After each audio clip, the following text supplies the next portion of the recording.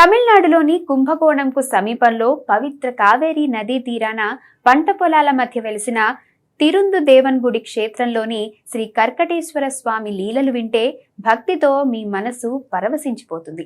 ఒకటి కాదు, రెండు కాదు, ఏకంగా 2000 ఆలయాలు ఉన్న ఆ దివ్య నగరంలో ఈ శివాలయాన్ని నండు కోవిల్ అంటే పీతగుడి అని ఎందుకు పిలుస్తారో తెలుసా?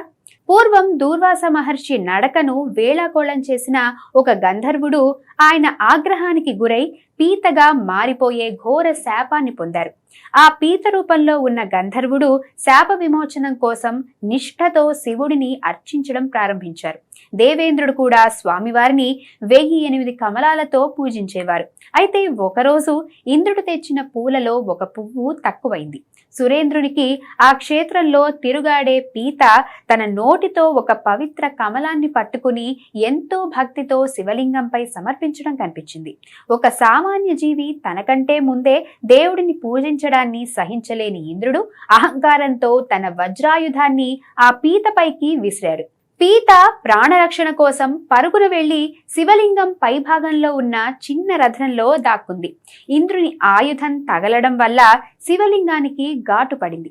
ఆ క్షణమే భక్తవత్సలుడైన పరమేశ్వరుడు ప్రత్యక్షమై దేవేంద్రుని అహాన్ని అణచి పీతకు మళ్లీ దివ్యమైన గంధర్వ రూపాన్ని అనుగ్రహించారు. ఒక పీత భక్తికి మెచ్చి దానికి శాప విమోచనం కలిగించినందువల్లే ఇక్కడి ముల్లోకాల నాథునికి కర్కటేశ్వరుడు అనే నామం స్థిరపడింది.